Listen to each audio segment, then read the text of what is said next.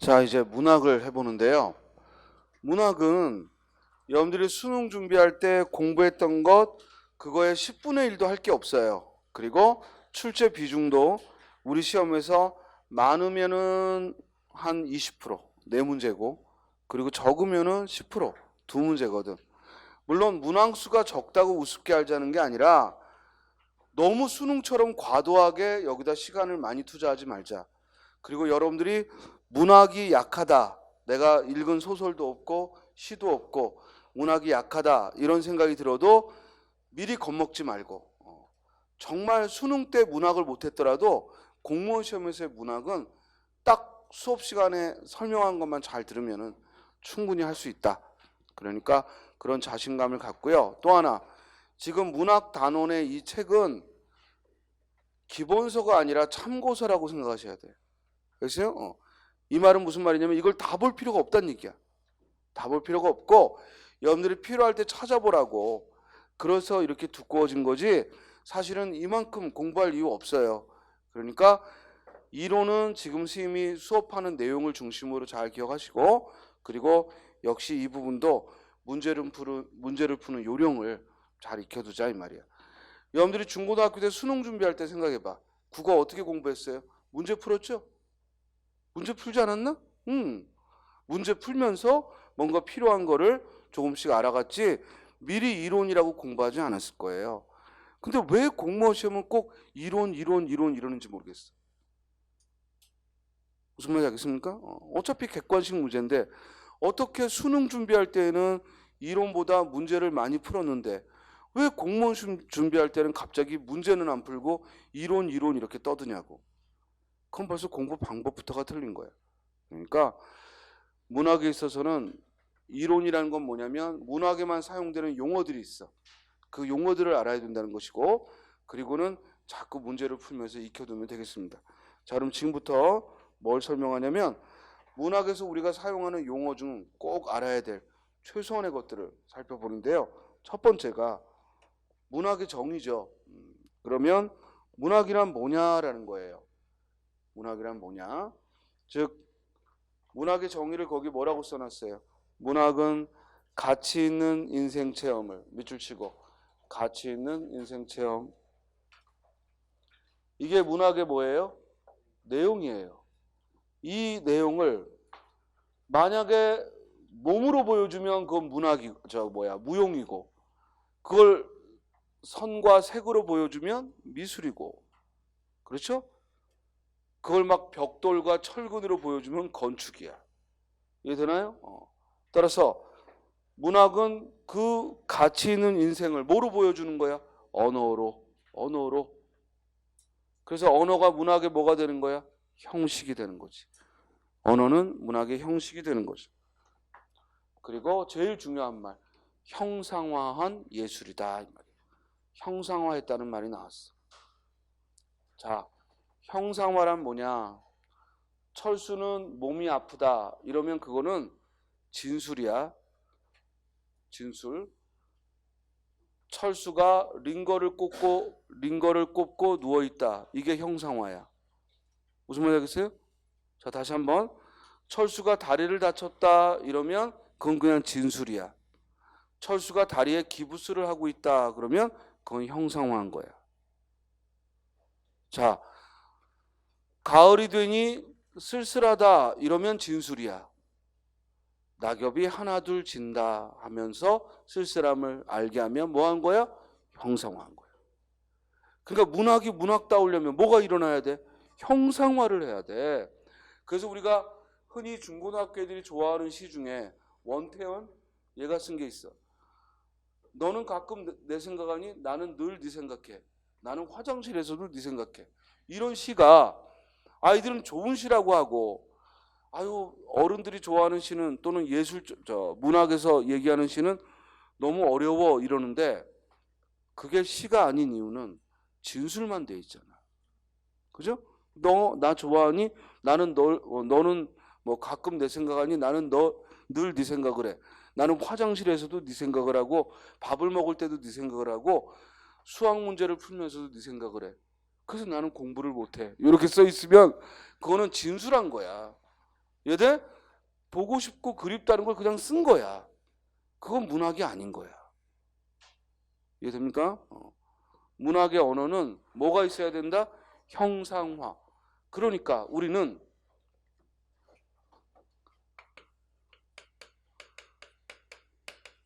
문학이란 생각이 있으면 그걸 형상화하여 우리에게 보여줬단 말이야. 뭐로 보여줘? 언어로. 그러면 거꾸로 문학을 이해한다는 얘기는 그 언어로 보여준 걸 보고 우리가 뭘 짐작하는 거야? 생각을 짐작하는 거야. 왜 여기 달이 나오는지, 왜 여기 별이 나오는지. 예를 들어 윤동주의 시에서 오늘 밤에도 별이 바람에 스친다. 그러면 거기 써 있는 건 오늘 밤에 별에 바람이 스친다. 이렇게 형상화만 해놨어. 그럼 이제 그걸 보고 우리는 이걸 가지고 윤동주는 뭘 말하고 싶었는가? 이걸 생각을 해보는 거지. 왜 하필이면 밤이고 왜 별이 반짝이지 않고 바람에 스친다고 했을까?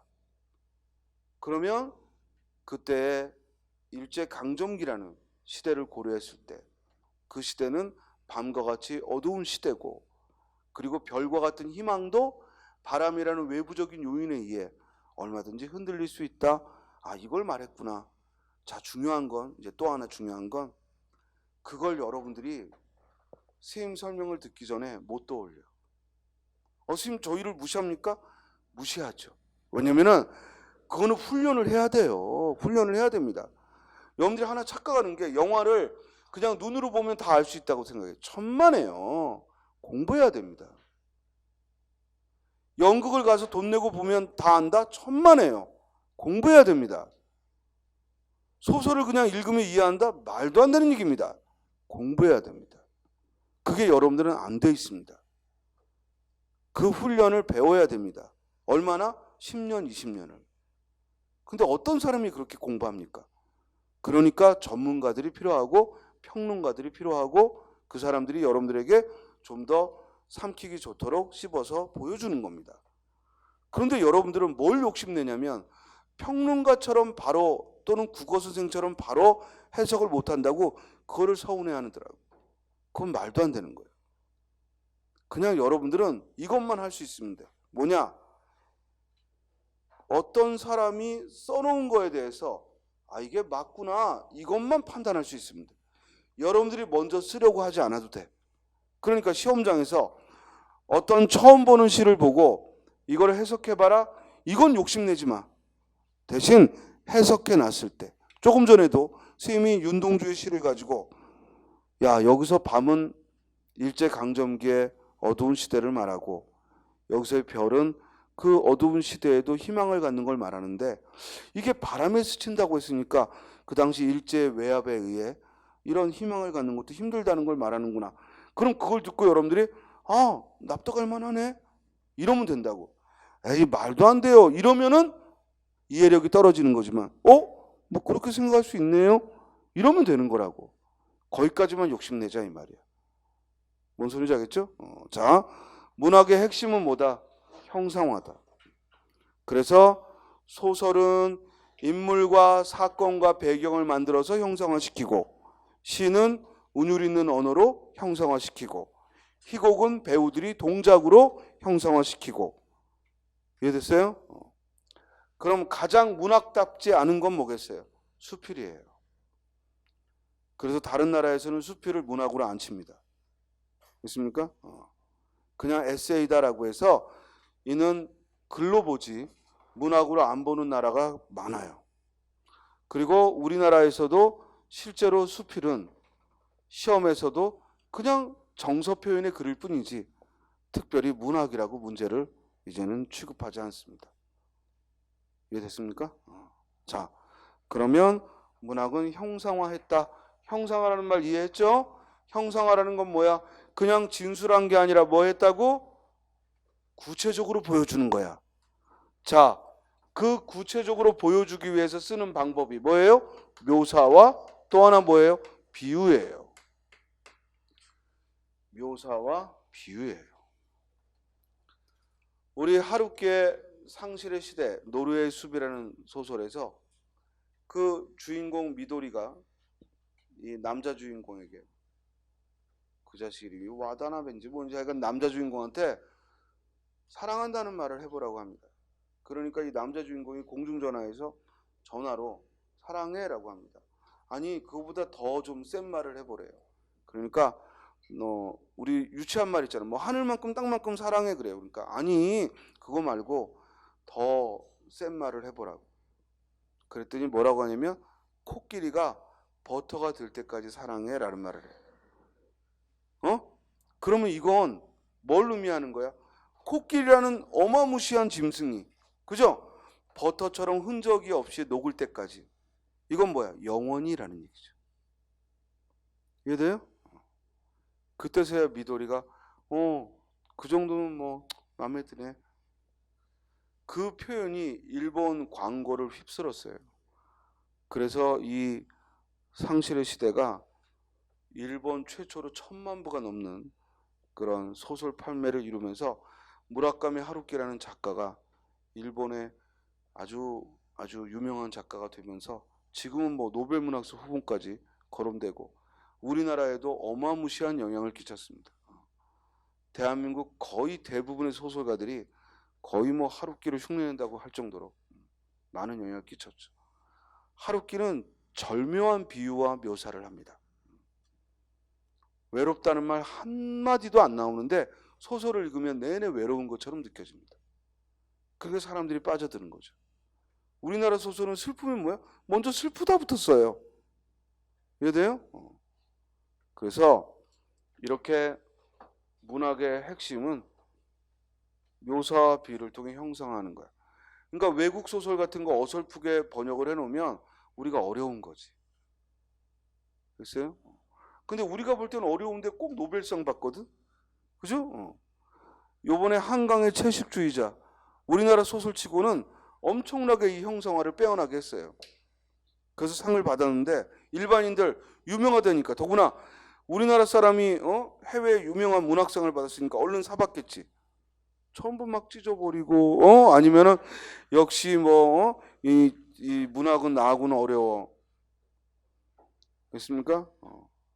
왜냐면 이 기본을 모르니까. 왜 그 여인이 채식만 고집하는지 그 이유를 들어가야 되는데, 아니 왜 채식하지? 고기도 먹지? 이러고 나오면은 그 소설은 재미없어서 못 봐요. 이해됩니까? 따라서 이처럼 문학은 형상화를 하는데 어떤 방법을 쓴다? 묘사나 비유를 하는 거예요. 자, 그 다음. 그러다 보니까 문학은 실제의 세계가 아니라, 실제의 세계가 아닌 일어날 수 있는 세계를 만들죠. 그걸 이제 개연성이라는 말을 해요. 그래서 개연성이라는 단어는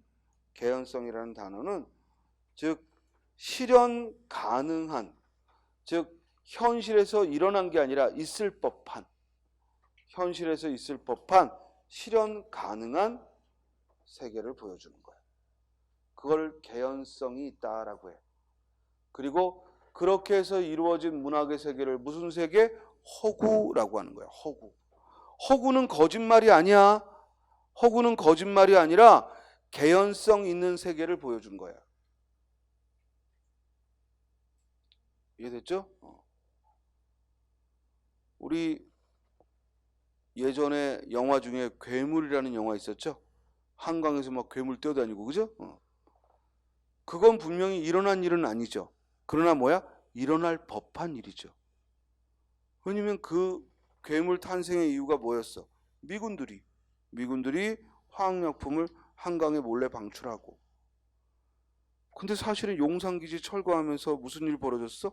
이들이 화학약품을 정말 땅에 묻어버리거나 아니면 한강에 방류한 게 드러났죠? 일어날 수 있는 세계를 쓴 거야.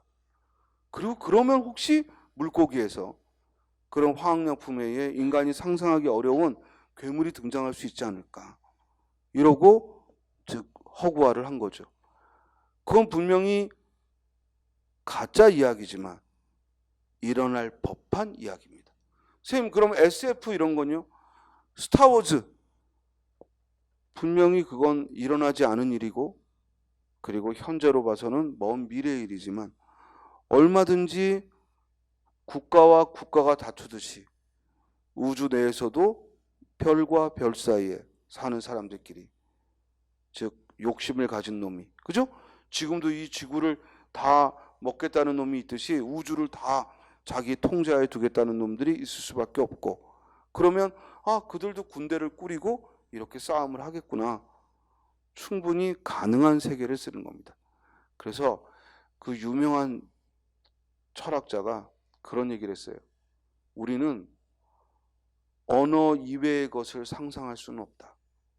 그러니까 말로 표현할 수 없는 것, 이걸 상상할 수는 없다는 거예요. 그러니까 어찌 보면 문학은 언어로 표현할 수 있는 최고의 상상력을 보여주는 거예요. 이해됐죠? 베르나르 베르베르의 개미를 보세요. 그죠? 그거는 읽어봤어요? 혹시? 그 소설에 보면 개미가 사람처럼 똑같이, 그지? 똑같이 연애하고 똑같이 우정을 나누고, 그런데 있을 법한 거거든. 그 베르나르 베르베르가 개미에 미쳐가지고 10여 년을 관찰한 결과야. 여기서요? 그러면서 상상력을 가미한 거예요. 그 베르나르 베르베르 얼굴 알아요? 꼭 개미같이 생겼잖아. 알겠어요? 그래서 얘는 그 개미 하나로 거의 대한민국에서는 엄청나게 팔렸죠. 자, 그래서 이처럼 문학은 묘사나 비유를 통해 형상화를 하는데, 그 형상화한 세계는 어떤 세계다? 허구의 세계다. 근데 이 허구라는 것은 완전 뻥이 아니라 뭐다? 개연성 있는 세계다. 요 단어들을 알자는 거야. 응? 개연성 있는 세계를 다룬다 이 말이야. 여기까지 알겠죠? 자, 다음. 그러면 문학은 또한 예술이니까 아름다움을 드러내야 되는데, 그래서 문학은 예술이니까, 예술의 하나니까 아름다움이 있어야 되는데, 그 아름다움을 문학의 4대 미라고 얘기를 해요. 그래서 그 4대 미에 4가지 뭐 있다고요? 숭고미, 비장미, 우아미, 골개미가 있어요. 요건 뒤에 가서 또 설명을 할 거고요. 자, 이제 그 뒤로 넘기면 문학의 특성이라는 게 나올 거예요. 문학의 특성 찾았어요? 그 문학의 특성에 보면 첫째, 문학은 개성이 있어요.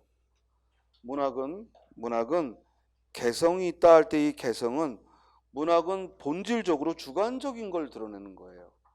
그렇죠?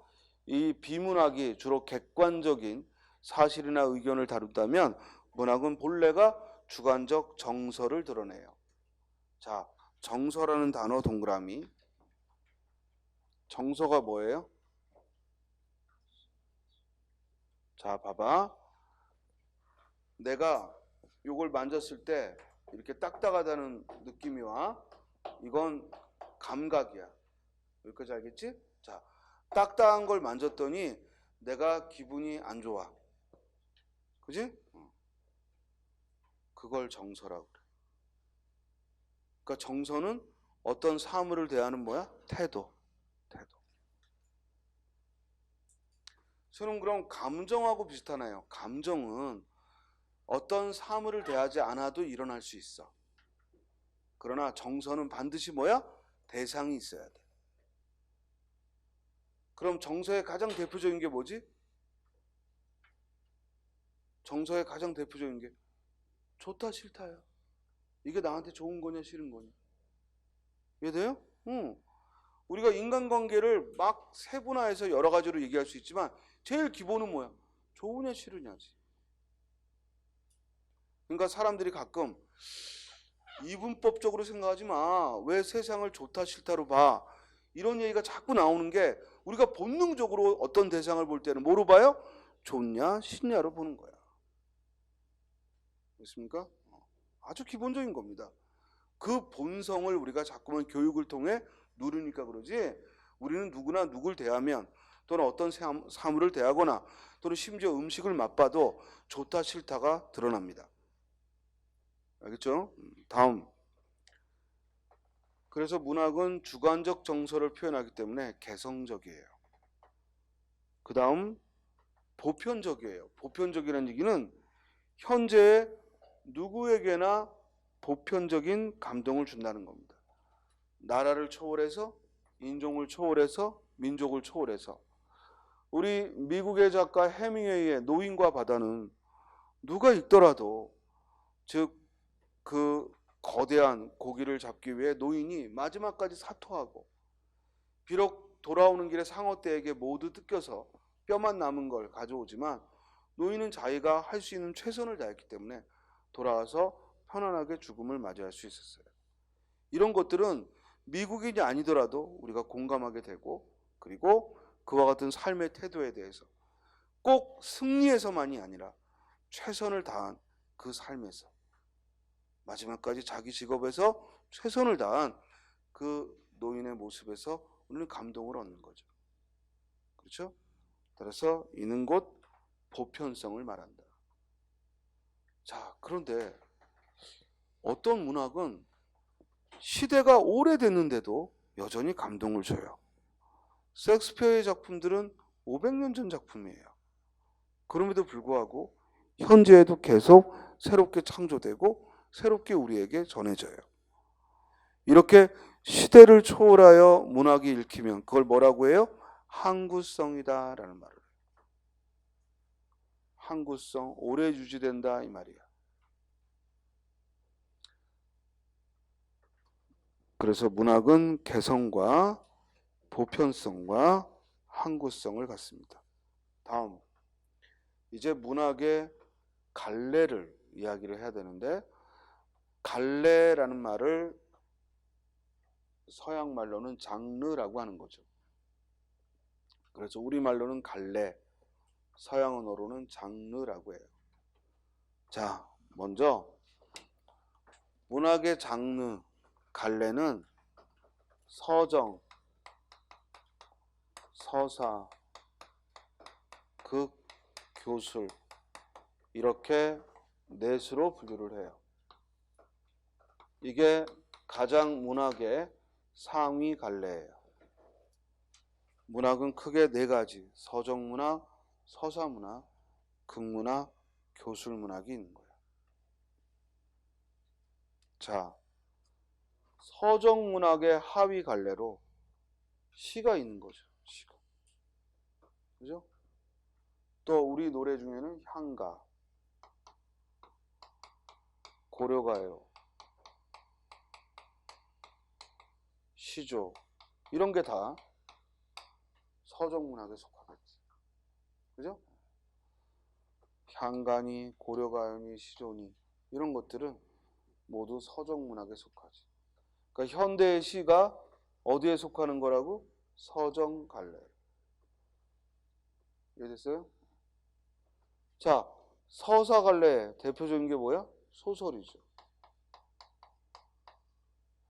우리 서사가 뭐라 그랬어요? 이야기. 그러니까 소설이 대표적이지. 그리고 또 우리 옛날 이야기, 뭐 신화, 전설, 민담 이런 게 다 서사문학이겠죠. 신화, 전설, 민담 등이 서사문학이었고, 또 판소리가 서사문학에 속해요. 왜냐면 우리가 알다시피 판소리에는 스토리가 있잖아. 그래서 스토리가 있는 것들은 모두 서사문학에 속하는 거예요. 자, 극문학에 속하는 거, 극문학의 갈래에 속하는 거 뭐가 있겠어요? 희곡이죠. 희곡. 연극의 대본, 희곡. 연극이 아니야. 연극은 문학이 아니에요. 연극은 종합예술이고 연극의 대본인 희곡이 문학이지. 언어로 되어 있는 것만 문학이지. 영화는 문학이 아니죠. 영화의 대본이 뭐야? 시나리오. 드라마라고 하죠. 드라마, 시나리오예요. 그러니까 드라마 극본이나 시나리오 등이 바로 극문학에 속해요. 그렇죠? 우리의 전통극, 가명극도 역시 극문학에 속하겠죠. 자, 이제 좀 낯선 게 교술문학인데, 이 교술문학은 유럽이나 저쪽 영미문학에서는 교술문학이라는 용어가 없어요. 교술 장르라는 게. 주로 이 동양권에서 교술문학이라는 용어를 많이 써요. 일본과 우리나 중국이나. 그 이유는 뭐냐면 우리는 전통적으로 과거제를 시행해 왔기 때문에 이 사대부들이 쓰는, 즉 시나 시조, 소설 이외에 요즘으로 말하면 수필에 해당하는 써놓은 글이 너무 많아요. 그런 것들을 우리가 비문학으로 얘기하기에는 힘든 게 굉장히 형상화를 했고, 그리고 또 이렇게 주관적인 걸 써놨기 때문에 얘를 그냥 한문으로 쓰여진 글이다 하고 비문학으로 처리하기는 너무 많은 문화적 유산이 있는 거예요. 그래서 만들어진 장르가 교술갈래예요. 여기에 해당되는 대표적인 게 바로 수필이죠. 그리고 우리 문학에서는 경기체가, 가전체, 폐관문학, 이거 다 고려 때 등장하거든요. 고려 때 등장한 이런 장르들이, 왜냐면 고려 때는 한문학이 중심이었던 시대니까 이런 장르들이 모두 한문으로 쓰여진 이런 장르들이 교술 장르에 포함이 되는 거예요. 그리고 조선조에 오면 악장이나 가사문학이 교술갈래에 속합니다. 나중에 문학사 할 때 이 얘기를 한 번 더 할 겁니다. 지금 자꾸 들어두세요.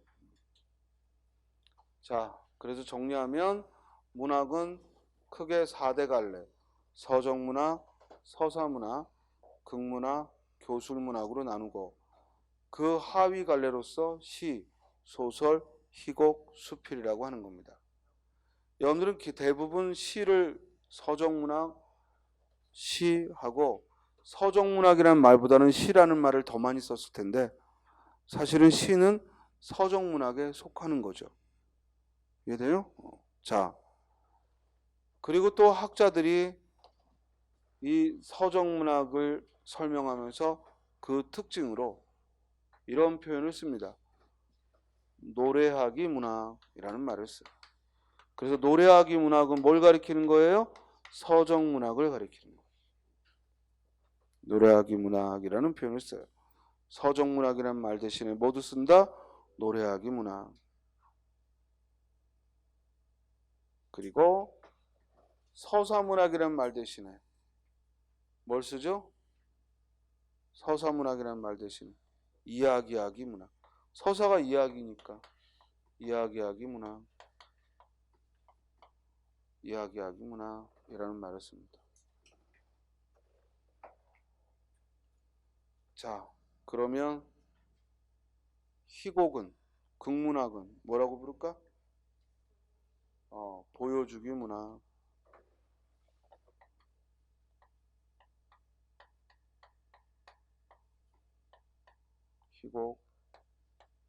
희곡문학은, 즉 극문학은 보여주기 문학이다라고 해요. 자, 교술문학은 뭐라고 부를까요? 교술문학은 뭐라고 부를까요? 이 수필의 중요한 특징이 바로 이 깨달음을 주거든. 주로 우리가 법정 스님의 무소유를 읽고 무소유의 본질에 대해 생각한다거나, 그렇죠? 또 피천득의 인연이라는 글을 읽고 소중한 인생에서 우연히 만났지만 소중한 인연에 대해서 생각을 해본다거나, 대부분 뭔가 우리에게 깨달음을 전한다고. 그래서 이 교술문학을 다른 말로 뭐라고 한다? 전달하기 문학이다. 전달하기 문학이다 라는 말을 합니다.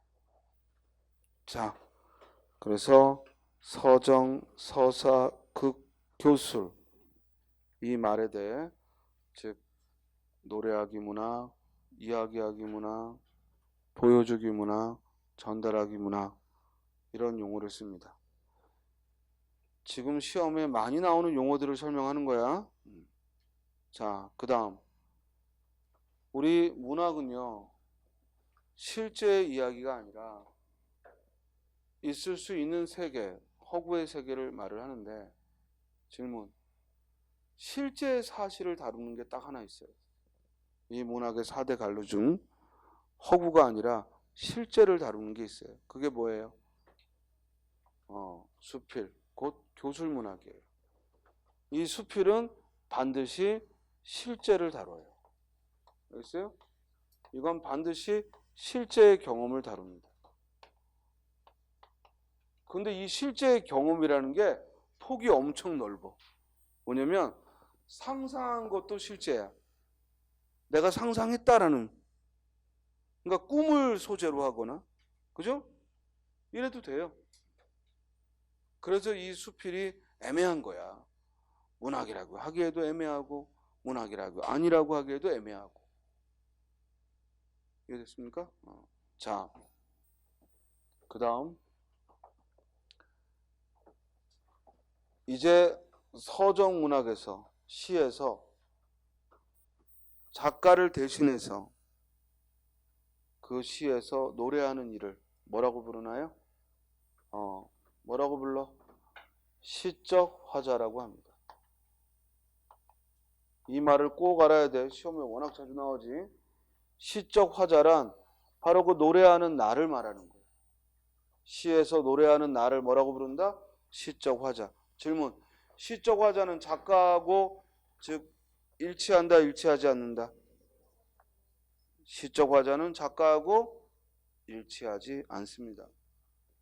절대 일치하지 않습니다. 일치하는 것처럼 보일 뿐입니다. 이해돼요? 한용운의 님의 침묵은 모두 화자가 여성입니다. 그럼 한용운이 여자냐? 한용운 아저씨가 성전환했니? 아니지? 따라서 항상 노래하기, 이 서정문학에서의 나는 시적 화자다. 작가가 아니다. 그렇죠? 그 다음 소설에서 우리에게 이야기를 들려주는 사람은 누구예요? 서사문학, 소설에서 이야기를 들려주는 사람은 누구예요? 그걸 서술자라고 합니다. 서술자. 서술자라고 하는 거예요. 그 서술자가 작품 안에 있으면 1인칭 소설이고 서술자가 작품 밖에 있으면 3인칭 소설이고. 이해됐죠? 그럼 이 서술자는 작가와 일치한다, 일치하지 않는다? 일치하지 않는다. 아무리 비슷하게 보여도 일치하지 않는다. 만약에 일치해버리면 그건 수필이지. 그렇죠? 자, 이 극문학, 희곡, 보여주기 문학에서 우리에게 보여주고 있는, 즉 어떤 사건을 보여주고 있는 그 사람은 누굽니까? 희곡에서 우리에게 보여주고 있는 자는 누구냐고? 배우지, 배우. 즉 희곡과 극문학에서는 배우가 그 역할을 하지. 그럼 이 배우는 작가가 아니라는 거 뻔하죠? 즉 배우들이, 등장인물들이 보여줍니다. 자, 교술문학에서 우리에게 깨달은 걸 전달해 주는 사람은 누굽니까? 이건 작가 자신이지. 맞습니까? 작가 자신이 직접 등장합니다. 교술문학은 작가 자신이 직접 등장합니다. 그러니까 벌써 왜 수필이 문학이라고 부르지 않을 수 있는지 다루는 것도 가짜가 아닌 실제의 경험. 그리고 그 깨달음을 말해주는 것도 작가가 직접 등장을 해요. 그러니까 문학으로 여기지 않는 사람이 많죠. 이해됐어요? 자, 그러면 이제 출제하는 사람은 시를 가지고 뭘 묻냐면 서정역자가, 즉 시적 화자가 시적 화자를 서정역자라고도 해.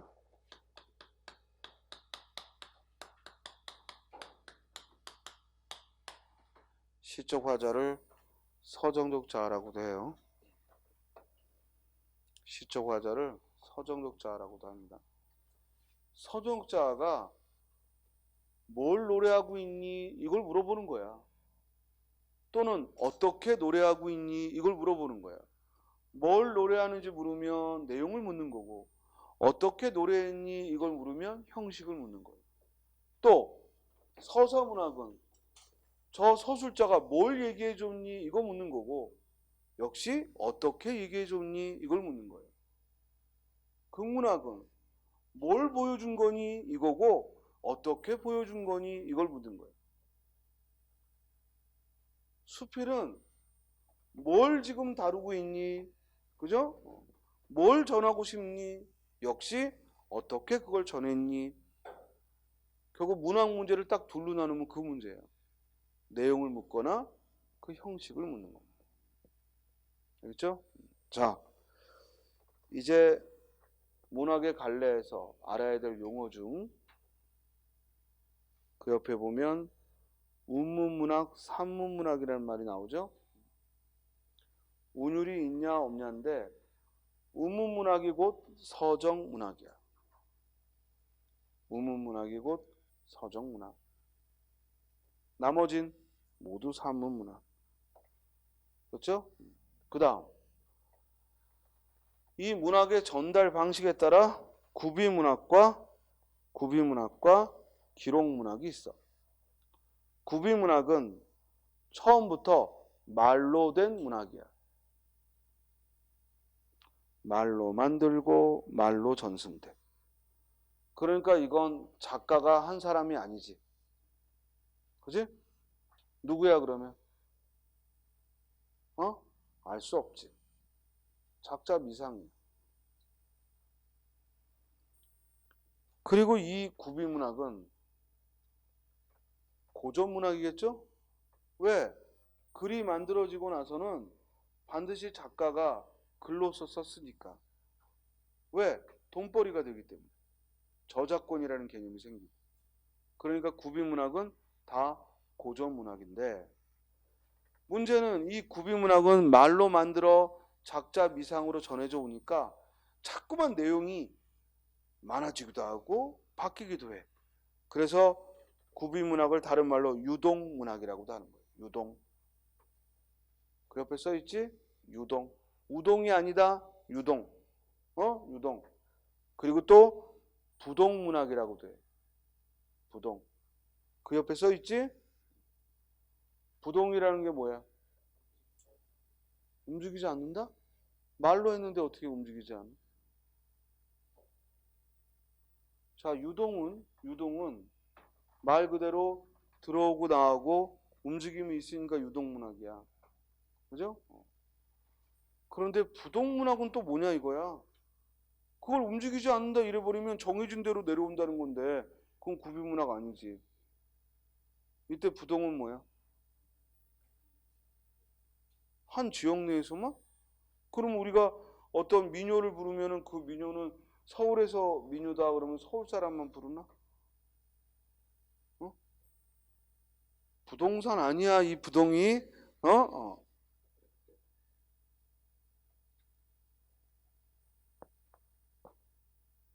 책이 없다고. 써놓은 게 없다고.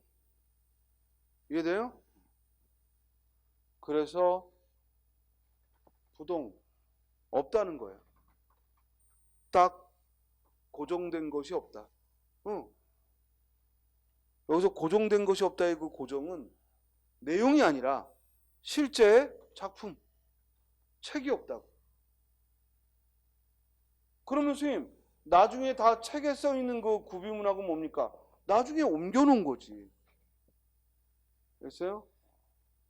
그 다음 방금 유동문학이라는 말을 하면서 내용이 더 더해지기도 하고 바뀌기도 하고 이런다고 그랬지? 그래서 적층문학이라는 표현을 씁니다. 적층. 쌓인다. 층층이 쌓인다 이거지. 우리 여기서 맨 처음에 야 A야 구하라하고 무슨 뭐 남자친구하고 싸웠대. 그럼 이제 다음에 전해질 때는 뭐 구하라가 뭐 칼로 쑤셨대. 그러면 이제 다음에 전해질 때는 뭐 남자친구가 구하라를 옥상에서 밀려고 했대. 그러면 또 이제 그 다음에는 야 둘이 왜 싸웠대? 뭐 애가 있대. 이러면서 이제 퍼지는 거야. 이해돼요? 그 구하라 뉴스 봤어요? 스님이 그걸 보면서 하나 느낀 게 인간이요. 자기 품위를 객관적으로 모르면요. 그런 병신짓을 하게 됩니다. 구하라는 누가 뭐라고 해도 대한민국에서 알려진 연예인입니다. 그죠? 제가 얌전히 자기 스타일과 자기의 품위를 유지했다면 재벌집에 며느리로 가렵니다. 그렇습니까? 근데 동네 양아치 같은 미용실에 말이 헤어 디자이너지 젊은 놈이 거기서 멋부리면서 연예인들 머리 해주는 이런 놈하고 연애를 했다는 걸 나는 보고선 아 쟤는 나이 헛먹었구나. 구하라가 나이도 꽤 먹은 애인데 어린애면 이해를 해. 22, 셋, 넷 이런 애들이라면 뭐 멋지고 뭐 말 잘 들어주고 이러면은 남자친구 사귀어도 뭐 그러겠다 하지만 적어도 20대 후반에 더구나 이렇게 대외적으로 알려져 있는 애라면 그래도 자기 품격에 맞게 만나야지. 그러지 않으니까 그런 병신짓을 당하는 거예요. 때렸든 맞았든. 그게 무슨 창피한 일이야. 왜? 양아치 같은 새끼 만났으니까. 선생님 왜 미용실 남자를 그렇게 뭐라고 합니까? 선생님은요 직업의 편견 같습니다. 알겠습니까? 여러분들이 만약에 선생님 그게 무슨 말이에요? 직업에 무슨 귀천이 있어요. 이런다면 너는 그럼 왜 공무원 하려고 하는데? 이보다 더 많은 돈 얼마든지 있는데. 나가서 휴대폰 팔아도 공무원보다 더 벌 수 있어. 무슨 말 하겠어요? 우리 거짓말 하지 말자고. 직업은 귀천이 있어. 그렇다면 적어도 대한민국의 네로라는 연예인이면 자기에 걸맞은 놈을 만나야죠. 근데 인간이 참 웃기는 게 뭐냐면 인간은 자기 삶의 일상에 100m 안의 사람과 사귄답니다. 자기가 많이 접하는 100m 안의 사람과. 여러분들 친구들 한번 생각해봐. 어렸을 때 만났던 친구들. 누군가. 같은 반 애거나 같은 동네 애거나. 여러분들 혹시 연애 경험이 있다면 그 남자나 그 여자를 어디서 만났나 봐. 알겠습니까? 100m 아닙니다. 이거는 어릴 때 가까이 있는 사람에게 친근감을 느낍니다. 그걸 사랑이라고 생각하니까 저런 병신 같은 일을 겪는 거예요. 선생님은 저거 보면서 너무 화가 나는 거예요. 어떻게 저따위 사고밖에 못했을까? 둘이 어떻게 사귀냐 했더니 연예인들 머리 해주는 놈이니까 이놈이 무슨 방송에서 머리 변신 이러면서 무슨 코너에서 만났대. 그러고서는 애인이 됐대요. 그럼 저렇게 쥐어 터지고는 이제 그 남자 새끼가 선생님이 왜 병신 같은 새끼라고 하냐면 여자한테 맞았다고 신고하는 새끼가 어딨냐 연인끼리. 아니 선생님 이렇게 남녀 차별적인 말을 하냐 그러지만 아니 여자가 칼 들고 죽이려고 하지 않느나 112에 신고하는 새끼가 어딨어. 이건 뭐야? 얘가 연예인이기 때문에 협박한 거죠. 무슨 말인지 알겠습니까? 그냥 여러분들이라고 해봐. 여기 인천행정고시학원에서 공부하는 우리 여학생이라고 해봐. 남자친구가 신고하겠어요? 천만에요. 뜯어먹을 게 없는데? 그래서 개 양아치 같은 새끼라고 하는 거예요. 이제 합의금 받았겠지. 왜? 알려주면 알려줄수록 누가 손해야? 구하라가 손해지. 뭐 패션 디자이너로서 뭐 아무개 얘가 자기 명예가 실추되는 걸 불구하고 신고했다. 개새끼. 내가 그 기사를 읽으면서 이 새끼는 정말 개새끼구나. 아니 아무리 강남 어디서 유명한 헤어숍이라 하더라도 지가 박준도 아니고, 알겠어요? 이 새끼하고 전 세계에 알려져 있는 구하라하고 똑같니? 말도 안 되는 얘기지.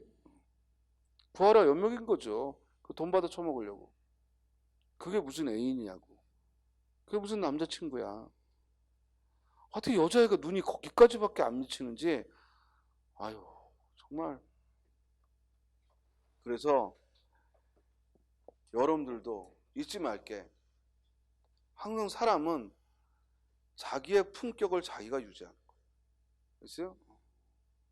그리고 제발 서로 비슷한 걸 가지고 있어야 돼. 이건 돈을 말하는 게 아니야.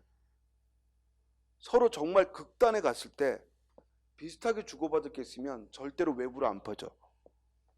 근데 꼭 어느 한쪽이 더 가진 게 많을 때 그 사람은 협박을 받게 돼 있어. 물론 좋은 사람끼리라면 상관이 없지. 하지만 꼭 나쁜 사람끼리 만났을 때는 더 많이 가진 놈이 손해하는 거예요. 그러니까 공무원하고 저기 술집 아가씨하고 만났다. 그러면 무조건 공무원은 100%다 뜯기게 돼 있어. 무슨 말인지 알겠어요? 공무원 여자하고 저기 술집 저기 기도 보는 놈하고 만났다. 그죠? 아니면 무슨 헬스클럽 근육질을 만났다. 공무원이 다 뜯기게 돼 있다고. 왜? 직장을 떨구면 누가 손해겠니? 그래서 늘 보면 공무원들이 당하는 거예요. 그게 장관이 됐든 차관이 됐든 우리처럼 몇 급 공무원이 됐든 항상. 왜냐면 계속 끌려가니까. 한 번만 뜯겠니? 얘는 직업이 걸려있는데. 이해돼요? 저쪽은 뭐야?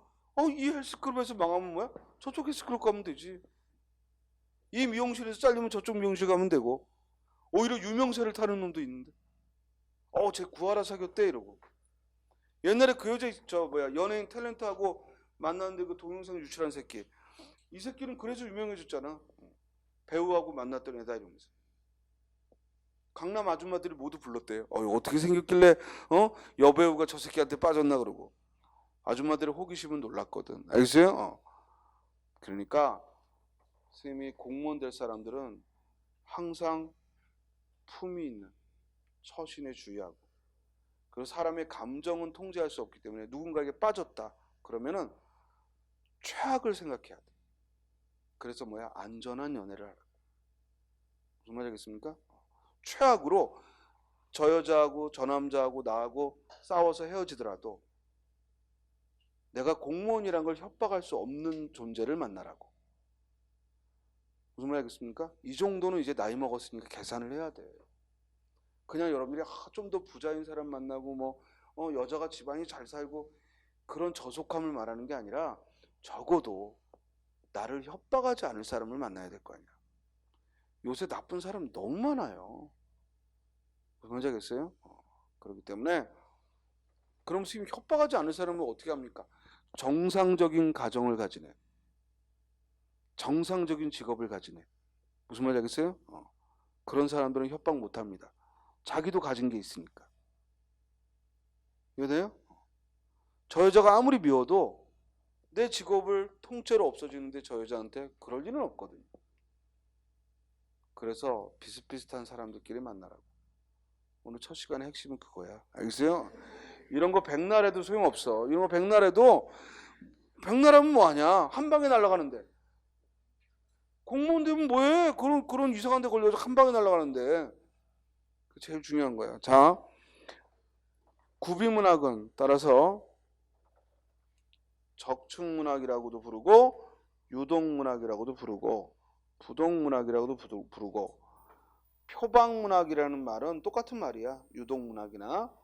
그리고 또 구조문학이라는 말은 구비문학하고 또 같은 뜻이고 말로 전한다 이 말이지. 이해됐어요? 자, 이 말의 반대말이 뭐라고요? 기록문학이라고요.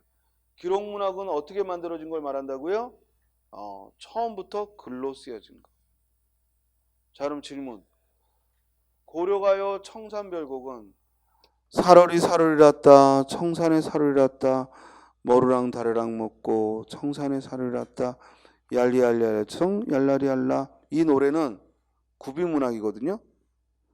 말로 지어졌고 고려인들이 말로 불렀어요.